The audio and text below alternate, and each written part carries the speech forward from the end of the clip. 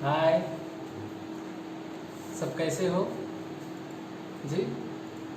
ठीक ठाक। अच्छा, मैं बता दूं, मैं भी बहुत मस्त हूँ और आपकी तरह लॉकडाउन का जो सिचुएशन है मैं भी एंजॉय कर रहा हूँ। ठीक, मैं कुछ दिन पहले जो कंपनी सेक्रेटरी के स्टूडेंट हैं, CS एग्जीक्यूटिव और चार्टर्ड अकाउंटेंट स्टूडेंट जो हैं इंटरमीडिएट वाले, हमारे ही CPI के स्टूडेंट और कुछ पुराने स्टूडेंट भी हैं और जो अभी एग्ज़ाम देने वाले हैं न्यू स्टूडेंट वो भी हैं। पढ़ाई चल रही है उनकी, मैं उनको फ़ोन करके पूछता रहता हूँ पढ़ाई कैसे चल रही है, कहाँ तक कोर्स कंप्लीट हुआ और टेस्ट कब से कराया जाएगा। Online test, obviously online test हमारे CPI की तरफ से ही होती है। तो उसमें से एक दो बच्चे मुझे अपना प्रॉब्लम बोले। ये बात इसलिए कर रहा हूँ कि ये बात आप तक पहुँचाना बहुत ज़रूरी है। मैं ज़रूरी समझता हूँ, मैं क्या करूँ, आपको तो पता है ना सर क्या बोलना पसंद करते हैं आपको। तो बिल्कुल ये जो दोनों बच्चे का बात है और ये बात मैं आपको बोलना चाहता हूँ, बात क्या हुआ और उनके बातों से मैंने अपना कंक्लूजन जो है क्या ड्रॉ किया और आपको क्या बोलने वाला हूँ और आपको मैं क्या सिखाने वाला हूँ। बात ये है, बच्चे बोले सर बहुत दिक्कत हो रहा है, बहुत प्रॉब्लम होता है सर। मैंने पूछा किस चीज़ का प्रॉब्लम, कौन सी चीज़ का टेंशन। बच्चे अगर अब नहीं तो कभी नहीं, ये समझ लेना आपका जो ये अटेम्प्ट आने वाला है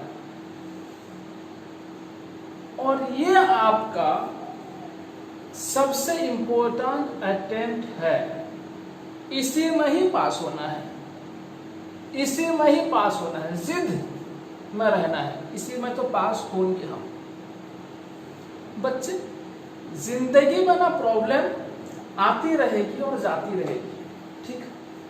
प्रॉब्लम जो है जिंदगी में वो भी एक पार्ट है, जिंदगी का पार्ट है बच्चे। हम क्या कर सकते हैं, जो मुश्किलें हमारे सामने आती है वो हमारी जिंदगी के एक पार्ट है, एक जिंदगी का हिस्सा है। ये समझना होगा हमको। अगर जिंदगी में कुछ हासिल करना है या जिंदगी में कुछ आगे बढ़ना है तो हमें यह समझना होगा जितने भी सारे मुश्किलें आ रही हैं वो हमारी जिंदगी का ही हिस्सा है। हाँ सर, यही सच है। बच्चे आप कभी चाय पिए हो? सर ये कौन सी बात कर दी आपने, चाय पीने की बात हम हर रोज पीते हैं। मैंने बोला बच्चे सुनो, मैं उसी चाय की बात कर रहा हूं। जब हम चाय पीते हैं ना, आपको पता है चाय के ऊपर, चाय पीने से पहले चाय के ऊपर कुछ मलाई जो है दिखता है। चाय के ऊपर कुछ मलाई, मोटा सा मलाई जो होता है वो ऊपर दिखता है। अब क्या करते हो उसका क्या करते हो, वो मलाई का क्या करते हो आप? बच्चे बताओ ना। दो ही काम, दो में से कोई एक काम करते होंगे आप, दो में से कोई एक काम करते होंगे। सर वो क्या है? सुनो बच्चे, एक वो चाय का कप को लो और जो ऊपर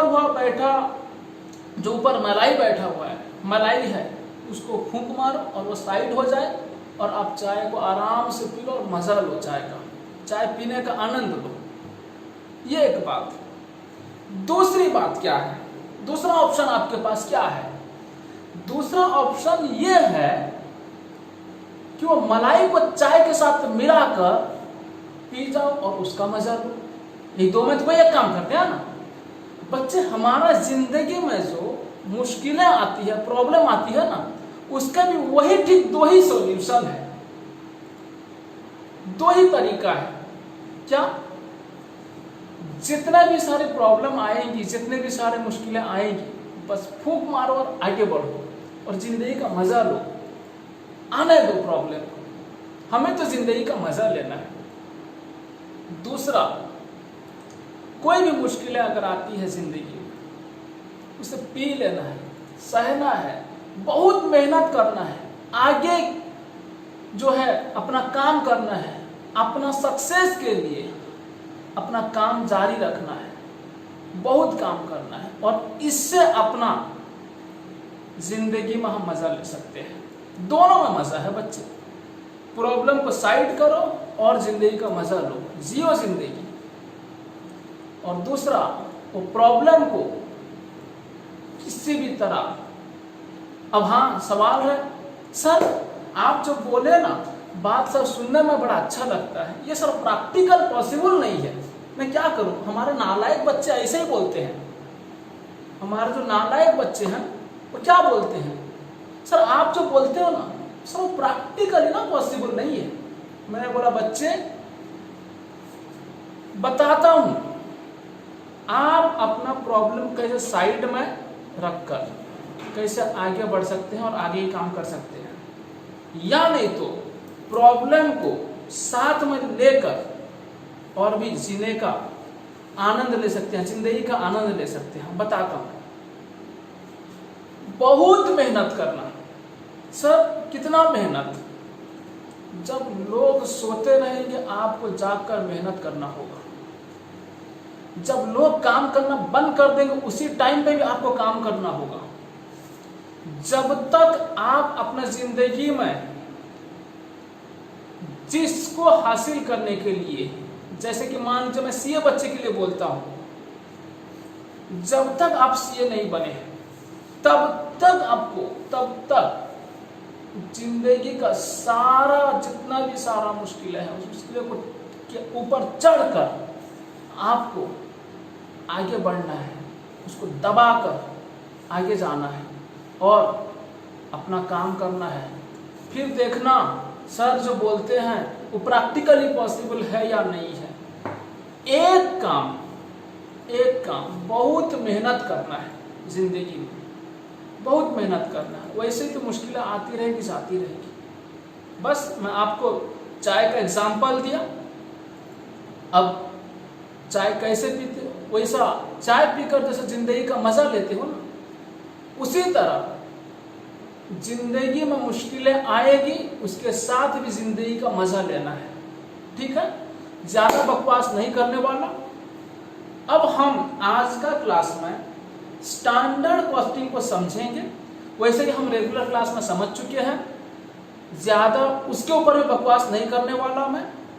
बिल्कुल हमारा जो स्टैंडर्ड कॉस्टिंग का जो क्वेश्चंस हैं वो हमसे सॉल्व होना चाहिए। स्टैंडर्ड कॉस्टिंग का जो क्वेश्चंस हैं वो क्वेश्चन हमसे सॉल्व होना चाहिए। इतना तक समझदारी हमारे पास हो और हम स्टैंडर्ड कॉस्टिंग का क्वेश्चन जो है करेंगे। चलिए स्टार्ट करते हैं स्टैंडर्ड कॉस्टिंग। चलो अब हम क्या करते हैं, स्टैंडर्ड कॉस्टिंग। थोड़ा सा स्टैंडर्ड कॉस्टिंग का कुछ कॉन्सेप्ट समझते हैं, फिर उसके बाद हम चलेंगे। ठीक है ना? हाँ सर ठीक है। सुनिए, मैं आपको एक बात बताता हूँ कि होता क्या है। कॉस्ट अकाउंटिंग या कॉस्ट एंड मैनेजमेंट अकाउंटिंग में क्या होता है, हम सबसे पहले क्या करते हैं, किसी चीज़ का बजट बनाते हैं। ठीक है? हाँ सर ठीक है। किसी भी चीज़ का बजट बनाते हैं। सर कौन सा, किस चीज़ का बजट बनाते हैं? कॉस्ट अकाउंटिंग या कॉस्ट एंड मैनेजमेंट अकाउंटिंग में क्या होता है, सुनिए। बजट जो हम बनाते हैं हो सकता है हमारा नेट प्रॉफिट कितना होगा, इसका बजट बने। भाई नेट प्रॉफिट का अगर बजट बनाएंगे तो नेट प्रॉफिट कैसे आएगा, इसका भी तो बजट बनाना पड़ेगा ना। हाँ सर, कैसे आएगा ना, सेल और कॉस्ट का डिफरेंस है, सेल और कॉस्ट का डिफरेंस है। हम सबसे पहले क्या करेंगे, बजट बनाएंगे। बजट किसका, हमारा प्रॉफिट इस बार कितना अर्न करना है। तो इसके लिए ये प्रॉफिट का अगर हम बजट बनाएंगे तो कहीं ना कहीं हमें सेल्स का ही बजट बनाना होगा और फिर कॉस्ट का ही बजट बनाना होगा। ठीक है, कॉस्ट और सेल का जो डिफरेंस है तो क्या होता है, वो क्या आता है, नेट प्रॉफिट आता है। हाँ सर, फिर बच्चे देखिए कॉस्ट में से फिर किसका किसका बजट बनाएंगे, कॉस्ट में से किसका किसका बजट बनाना होगा। क्योंकि कॉस्ट जो आता है, कॉस्ट किसको किसको मतलब कौन कौन सा एलिमेंट को लेकर कॉस्ट आता है, एक होता है मटेरियल, हाँ सर, एक होता है लेबर, हाँ सर, एक होता है ओवरहेड्स, होता है, हाँ सर। तो ये जो सारा चीज़ रहा, नेट प्रॉफिट का डिफरेंस, नेट प्रॉफिट जो आता है सेल्स और कॉस्ट का डिफरेंस से।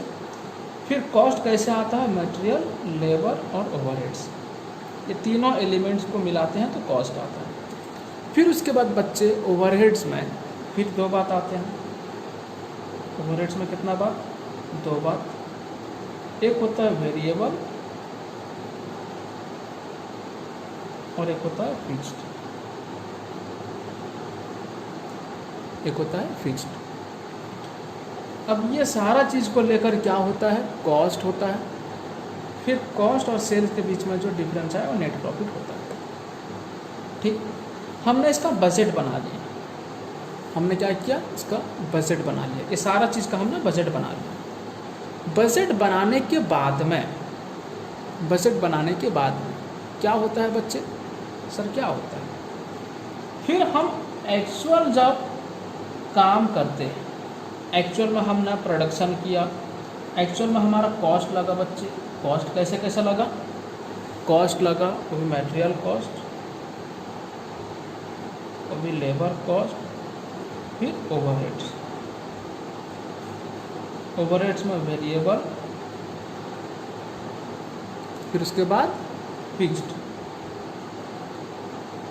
ओवरहेड में वेरिएबल फिक्स्ड, ये सारा आ जाता है क्या बच्चे, टोटल कॉस्ट आता है।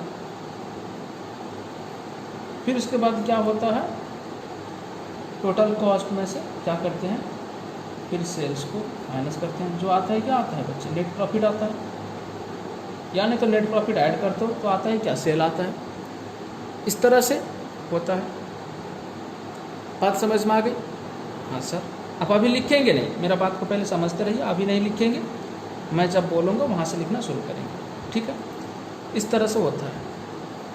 बच्चे मान लीजिए, मैं अभी एक बात बोलता हूँ, मान लीजिए एक बात बोलता हूँ, बात क्या है कि मैं बजट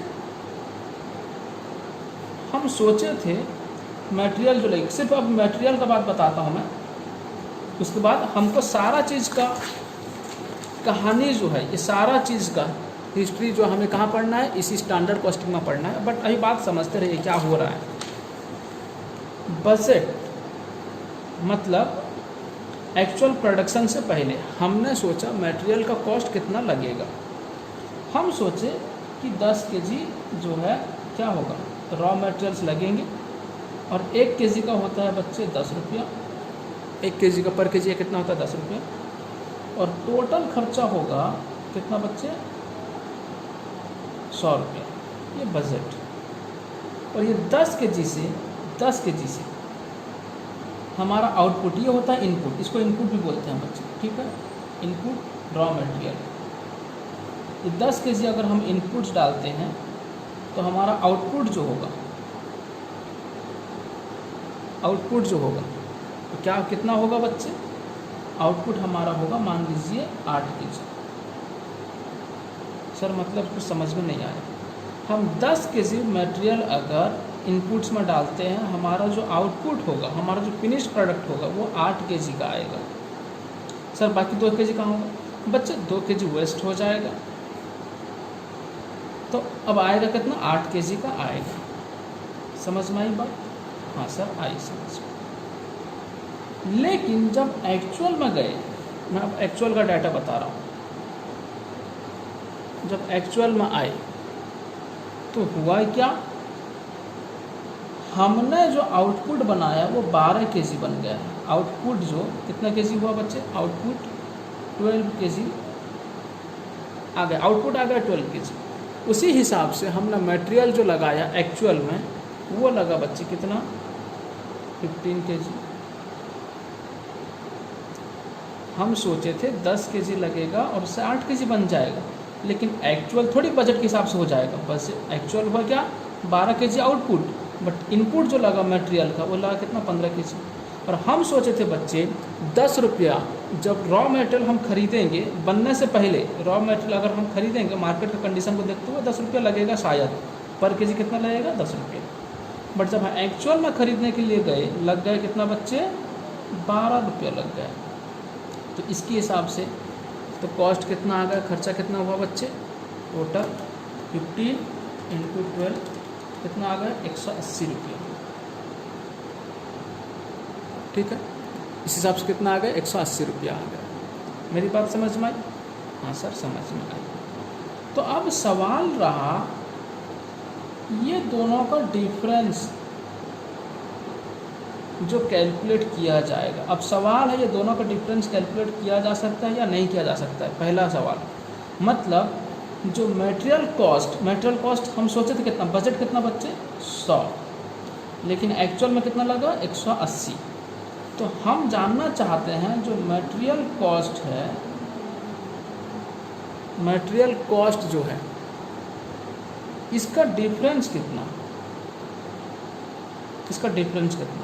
आप बोलोगे सर हम सोचे थे 100 रुपया लेकिन लग गया कितना? 180। सर 80 रुपया डिफरेंस। मैंने बोला बच्चे ये थोड़ा गलत नहीं हो जाता है? सर कैसे गलत? मैंने बोला बच्चे ये जो 80 रुपया आया ये थोड़ा गलत नहीं हो जाता है? सर कैसे गलत हो गया? हाँ बच्चे देखो यहाँ पे क्या हुआ है, हमने जो सोचा था बजट वो 8 केजी का सोचा था। 8 केजी आउटपुट बनाने के लिए, 8 केजी का फिनिश स्टॉक बनाने के लिए 10 केजी का इनपुट चाहिए, रॉ मटेरियल चाहिए। लेकिन यहाँ पे क्या हो रहा है? 12 केजी का आउटपुट, 12 केजी का फिनिश गुड्स जो है आ रहा है, और इससे जो इनपुट जो लग रहा है वो कितना केजी बच्चे? 15 केजी, 15 केजी लग रहा है। तो कहीं ना कहीं गलत क्या हो रहा है? हम सोचे थे आउटपुट 8 केजी, अगर ये 8 केजी हम एक्चुअल में 8 केजी बना लेते, वो 8 केजी के लिए कितना लगता, तब जाकर हम दोनों का आउटपुट अगर बराबर होता तब जाकर हम क्या कर सकते थे? ये वाला जो डिफरेंस है इस तरह से हम कैलकुलेट कर सकते थे। तो अभी हमें क्या करना होगा? ये बजट को पहले रिवाइज करना होगा। बजट जो बनाएंगे हम एक्चुअल आउटपुट के हिसाब से बनाएंगे। सर वो क्या होता है? अब सुनिए, अब बजट इस तरह से बनाएंगे, उसे बोला जाएगा स्टैंडर्ड, और उसे बजट नहीं बोला जाएगा, उसे क्या बोला जाएगा? स्टैंडर्ड बोला जाएगा। सर इसका मतलब क्या? स्टैंडर्ड का मतलब ये है जब हम जो सोचे थे 8 केजी आउटपुट के लिए कितना केजी इनपुट्स लगेंगे? 10 केजी। हमारा एक्चुअल में आउटपुट्स कितना हुआ है बच्चे? एक्चुअल में आउटपुट्स कितना हुआ है? 12 केजी। अगर 12 केजी अगर आउटपुट होता, अगर बजट हम 12 केजी का बनाते, हम बजट कितना केजी का बनाए थे? 8 केजी आउटपुट का बजट बनाए थे, जिसमें कि 10 केजी रॉ मटेरियल्स लगेंगे। लेकिन एक्चुअल में तो हमने 12 केजी आउटपुट्स किया है ना। तो 12 केजी का अगर हम बजट बनाते, अगर 12 केजी का हम बजट बनाते तो कितना केजी इनपुट्स लगते? तो क्या होता? 10/8 गुना 12, इस तरह से होता। हाँ सर, तो कितना आता बच्चे? जल्दी से बोलो, तो ये 15 ही आता, ठीक है ना, तो 15 kg ही आता। तो अब हमें क्या करना है, हमें क्या करना है, ये 15 kg, ये जो 15 kg इसे क्या बोलेंगे, स्टैंडर्ड इनपुट। क्या बोलेंगे बच्चे, स्टैंडर्ड इनपुट बोलेंगे। ये 15 kg को क्या बोलेंगे, स्टैंडर्ड इनपुट। अच्छा, स्टैंडर्ड इनपुट या स्टैंडर्ड क्वांटिटी इतना लगता, 15 kg लगकर 12 kg आउटपुट होता अगर हम बजट बनाते 12 kg का। क्यों, ऐसा क्यों कर रहे हैं, क्योंकि हमारा आउटपुट जो हुआ है एक्चुअल में वो तो 12 kg है ना जी। तो इसलिए हमें क्या करना पड़ेगा, बजट को एक्चुअल प्रोडक्शन होने के बाद में बजट को दोबारा से रिवाइज करना पड़ेगा पहले। समझ में आई बात, किसके बेसिस पे रिवाइज करना होगा, ये आउटपुट के बेसिस पे रिवाइज करना होगा, आउटपुट के बेसिस पे रिवाइज करना होगा। समझ में आई बात, हाँ सर समझ में आई।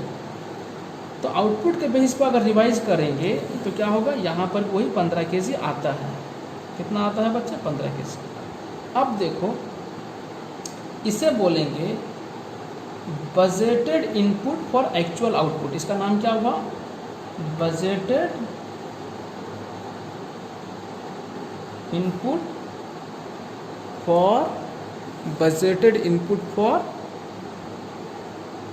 Actual output. इसी का नाम है बच्चे स्टैंडर्ड क्वांटिटी। इसी का नाम क्या है, स्टैंडर्ड क्वांटिटी। तो ये जो 15 kg है इसे बोला जाएगा स्टैंडर्ड क्वांटिटी। समझ में आ गई बात, हाँ सर समझ में आई। अब जो मटेरियल कॉस्ट का डिफरेंस कैलकुलेट करेंगे हम लोग, अभी जो मटेरियल कॉस्ट का डिफरेंस कैलकुलेट करेंगे वो क्या होगा, स्टैंडर्ड क्वांटिटी मतलब standard cost, standard cost minus actual cost. Standard cost कैसे आएगा ना, 15 kg इंटू रेट। जो रेट में कोई रिवाइज नहीं, रेट हम 10 रुपये का सोचे थे, मतलब 10 रुपया स्टैंडर्ड रेट वही 10 रुपये, और बजटेड रेट जो वही स्टैंडर्ड रेट ही होता है। समझ में आई बात, हाँ सर। तो रेट कितना, 10 रुपया, और एक्चुअल में कितना लगा 15, लेकिन इसका रेट कितना, हम जो रेट लिखे थे यहाँ पे 12 रुपये, ठीक है, हाँ सर 12 रुपये, तो हम लिखते हैं 12। तो अब ये कितना होगा, 150 माइनस 180। तो अब ये क्या आया, देखो कितना, 30 रुपये का डिफरेंस आया, 30 रुपया माइनस में आया, डिफरेंस आया 30 रुपया माइनस 30 रुपया बच्चे। अब ये 30 रुपये जो डिफरेंस आया, जो इंडस्ट्री है उसके लिए बेनिफिशियल है या लॉस है, उसके लिए बेनिफिट है 30 रुपया, जो 30 रुपया ये लॉस है या बेनिफिट है, किसके लिए, इंडस्ट्री के लिए। सर वो सोचे थे अगर बजट के हिसाब से उनका कॉस्ट आता तो 150, लेकिन एक्चुअल में उनका खर्चा हो गया 180, तो सर ये बेनिफिट नहीं है, ये लॉस है इंडस्ट्री के लिए। तो बच्चे इसको, ये जो डिफरेंस आया ना 30, इसको बोलते हैं एडवर्स डिफरेंस। क्या बोलते हैं, एडवर्स। तो आपका जो आंसर आएगा वो इस तरह से नहीं आएगा, 30 लिखेंगे, 30 लिखकर ए लिखा जाएगा, क्या बोलेंगे इसको, एडवर्स। माइनस 30 लिखेंगे तो एडवर्स लिखने का ज़रूरत नहीं, बट हमें ऐसा नहीं करना है, 30 एडवर्स लिखना है, माइनस नहीं देना। अगर माइनस में आया तो क्या करना है, 30 एडवर्स इसे बोलना है। बात समझ में आ गई आपको, हाँ सर समझ में आई।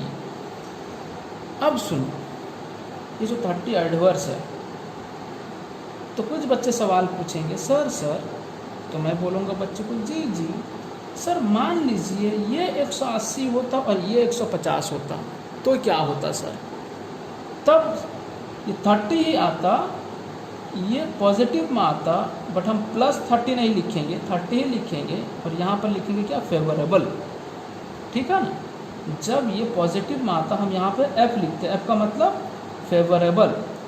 समझ में आई, ये इंडस्ट्री के फेवर में है। सोचा था 180 लेकिन लगा कितना, 150, तो इसके लिए इंडस्ट्री का थोड़ा फ़ायदा हो गया। अब सुनो बच्चे, अब सुनो, अब जो ये 30 रुपये डिफरेंस आया ना, ये जो 30 रुपीज़ का डिफरेंस आया, 30 रुपीज़ का डिफरेंस आया, ये डिफरेंस का कारण क्या हो सकता है, ये कॉज क्या हो सकता है, डिफरेंस का कॉज क्या हो सकता है, कारण क्या हो सकता है, ये 30 रुपीज़ का डिफरेंस क्या हो सकता है। ये कॉजेज़ जो मैं बाद में बताऊंगा, लेकिन हम अभी स्टैंडर्ड कॉस्टिंग का कंक्लूजन में आते हैं। ये जो डिफरेंस पता चला ना, 30 रुपीज़ डिफरेंस जो पता चला ना, उसी तरह से ये मटेरियल कॉस्ट में डिफरेंस आया, जैसा कि मटेरियल कॉस्ट में आया 30 रुपीज़ का डिफरेंस, उसी तरह से बाकी जो कॉस्ट है, बाकी जो हम यहाँ पर देखें, यहाँ पर मटेरियल में डिफरेंस जिस तरह से आया, उसी तरह लेबर में भी डिफरेंस आ सकता है, उसी तरह ओवरहेड्स में भी डिफरेंस आ सकता है, उसी तरह टोटल में भी डिफरेंस आ सकता है, उसी तरह सेल्स में भी डिफरेंस आ सकता है, उसी तरह नेट प्रॉफिट में भी डिफरेंस आ सकता है। हमेशा बच्चे budget is equals to actual नहीं होता है, 99% चांस नहीं होता है। समझ में आई बात? बजट इक्वल्स टू एक्चुअल हमेशा ऐसा नहीं होता है, हमेशा डिफरेंस आता है। अब डिफरेंस क्या हो सकता है बच्चे? डिफरेंस का मैंने बोला, डिफरेंस जो है बच्चे वो क्या हो सकता है, एडवर्स हो सकता है, या नहीं तो बच्चे फेवरेबल भी हो सकता है। समझ में? एडवर्स हो सकता है या नहीं तो फेवरेबल भी हो सकता है। अगर कॉस्ट का बात हम कर रहे हैं, कॉस्ट जैसे कि material cost, labour cost, overhead cost, overhead में फिर आता है variable overhead cost, fixed overhead cost, ये सब जो बात है ना, ये सब कॉस्ट जो है ना, अगर बच्चे नेगेटिव में आता है तो उसे क्या बोलेंगे? एडवर्स बोलेंगे। क्या बोलेंगे? एडवर्स बोलेंगे। अगर बच्चे पॉजिटिव में आता है तो क्या बोला जाएगा? उसको फेवरेबल बोला जाएगा। ठीक है? हाँ सर, ठीक है। इस तरह से वो एडवर्स या फेवरेबल। ठीक है? अब सुनो, अब मटेरियल कॉस्ट का तो डिफरेंस आ गया बच्चे, मटेरियल कॉस्ट का डिफरेंस आ गया, जैसा कि 30 आया था एडवर्स। अब हमें मतलब इंडस्ट्री को ये आइडेंटिफाई करना है, ये जो 30 रुपीज़ का डिफरेंस आया ना बच्चे, ये जो 30 रुपीज़ का डिफरेंस आया, ये डिफरेंस का कारण कौन है? जो मटेरियल कॉस्ट में डिफरेंस आया 30 रुपीज़, इसमें से क्या होता है? देखो, दो डिपार्टमेंट, एक होता है परचेज डिपार्टमेंट, एक होता है क्या? परचेज डिपार्टमेंट, और एक होता है प्रोडक्शन डिपार्टमेंट। दूसरा कौन सा डिपार्टमेंट? Production department. हो सकता है हम बजट में सोचे थे 10 kg अगर हम इंट्रोड्यूस करते हैं तो हमारा 8 kg जो है फिनिश प्रोडक्ट बन जाएगा, फिनिश प्रोडक्ट 8 kg का बन जाएगा, 8 यूनिट फिनिश प्रोडक्ट बन जाएगा। जब प्रोडक्शन डिपार्टमेंट ने केयर नहीं लिया, ठीक से बनाया नहीं, वही शायद 8 यूनिट फिनिश प्रोडक्ट बनने के लिए तो क्या होगा? 12 kg लग सकता है। मान लो, एग्जांपल मैं बता रहा हूँ, वो जो एग्जांपल लिया था, जो 30 जो आया कैसे आया, ये सब जो एग्जांपल लिया था ये छोड़ दो, ये अलग, इसको आपने समझ लिया। मैं अभी ये 30 रुपीज़ का डिफरेंस कैसे आ सकता है, कौन कौन सा कारण से आ सकता है, मैं वो बता रहा हूँ। तो क्या है बच्चे? हो सकता है परचेज डिपार्टमेंट उसके लिए रिस्पॉन्सिबल हो सकता है प्रोडक्शन डिपार्टमेंट रिस्पॉन्सिबल हो। अब देखो, प्रोडक्शन डिपार्टमेंट रिस्पॉन्सिबल कैसे होता है? हमारा पास्ट एक्सपीरियंस बोलता है हमेशा 10 kg से हम 8 यूनिट प्रोडक्ट बना लेते हैं। समझ में आई बात? लेकिन इस बार वही 8 यूनिट प्रोडक्ट बनाने के लिए उन्होंने कितना ले लिया? 12 kg यूज कर डाला रॉ मटेरियल। तो कहीं ना कहीं 2 kg का जो कॉस्ट एक्स्ट्रा लग गया, हो सकता है उसकी वजह से ये पैसा ज़्यादा आता हो, या नहीं तो परचेज डिपार्टमेंट को बोला गया आप 10 kg ही लाना। परचेज डिपार्टमेंट को क्या बोला गया? 10 kg खरीदना।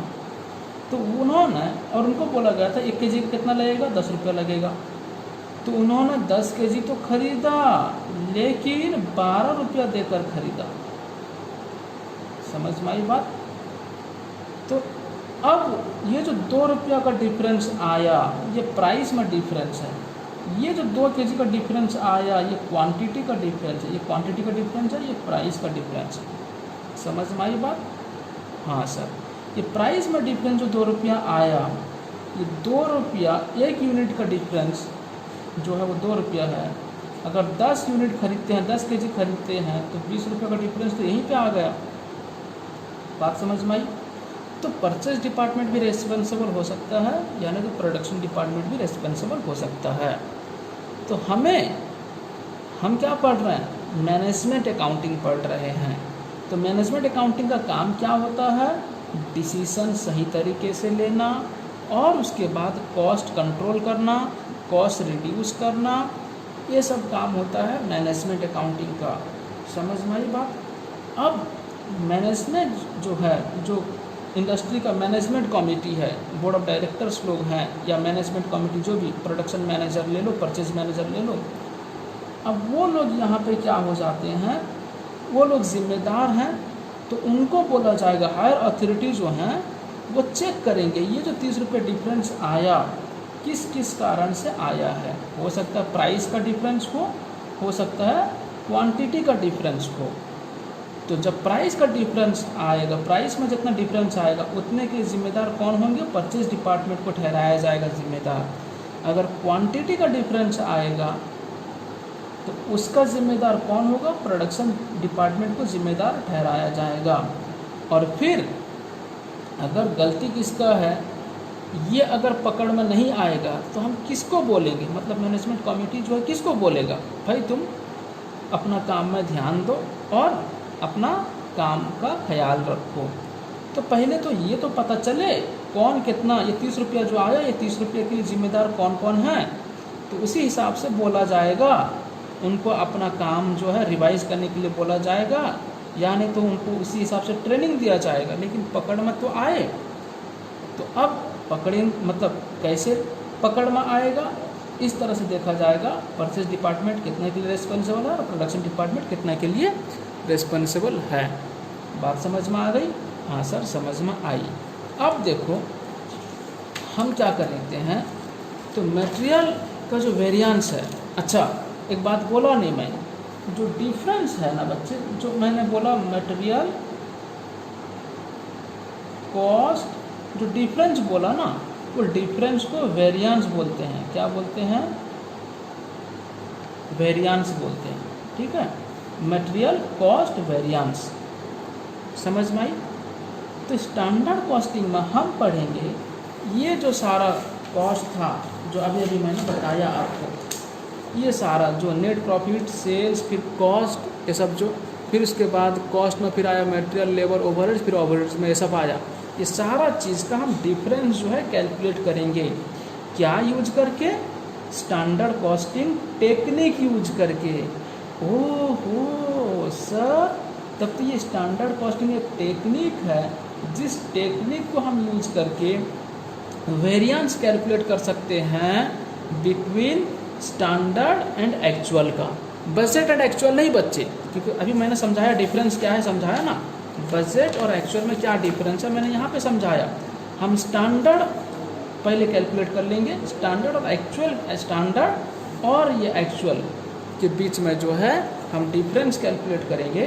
तो यहाँ पर जैसे मैंने बोला standard cost minus actual cost जो आया वही होता है मटेरियल कॉस्ट का, ये जो है मटेरियल कॉस्ट उसका वेरिएंस यहाँ पे आया। तो मटेरियल कॉस्ट वेरिएंस के लिए बजट एक्चुअल नहीं किया, हम बजट का हेल्प और एक्चुअल का हेल्प लेकर हमने स्टैंडर्ड कैलकुलेट किया। फिर स्टैंडर्ड और एक्चुअल का जो डिफरेंस आया उसे बोलेंगे वेरिएंस। ठीक है, मटेरियल कॉस्ट वेरिएंस। समझ में आ गई बात? तो ये वेरिएंस कैलकुलेशन हम सीखेंगे कहाँ पे? स्टैंडर्ड कॉस्टिंग पे। स्टैंडर्ड कॉस्टिंग जो है वो एक क्या है? टेक्निक है। याद करो मैं बहुत सारा टेक्निक बोला था, टेक्निक में क्या बोला था? माहज़, जो लास्ट में एस है ना, माहज़, ये एस का मतलब होता था स्टैंडर्ड कॉस्टिंग। ये मार्जिनल ऑब्जर्प्शन, ये होता है क्या? हिस्टोरिकल, यूनिफॉर्म, डायरेक्ट, और ये था स्टैंडर्ड। समझ में आई? ये स्टैंडर्ड कॉस्टिंग जो है क्या है? टेक्निक। ये टेक्निक हम यूज़ करके हम क्या कैलकुलेट कर लेंगे? ये सारा चीज़ का वेरिएंस। ठीक है, ये रहा बात। और हम फिर नेक्स्ट पढ़ेंगे ये वेरिएंस कैसे कैलकुलेट होता है। हम एक एक करके पढ़ेंगे। सबसे पहले पढ़ेंगे हम लोग मटेरियल कॉस्ट वेरिएंस, फिर पढ़ेंगे लेबर कॉस्ट वेरिएंस, फिर ओवरहेड कॉस्ट वेरिएंस। ओवरहेड में फिर दो बात पढ़ेंगे बच्चे, एक होता है वेरिएबल कॉस्ट वेरिएंस, एक होता है फिक्स्ड कॉस्ट वेरिएंस। फिर उसके बाद ये सारा वेरिएंस खत्म होने के बाद में फिर पढ़ेंगे हम लोग सेल्स वेरिएंस और प्रॉफिट या नहीं तो मार्जिन वेरिएंस। समझ में आई? ये फिर पढ़ेंगे। ठीक है, इतना सारा चीज़ जब खत्म हो जाएगा आप समझ जाना आपका जो सिलेबस में है मार्जिनल कॉस्टिंग समाप्त होता है।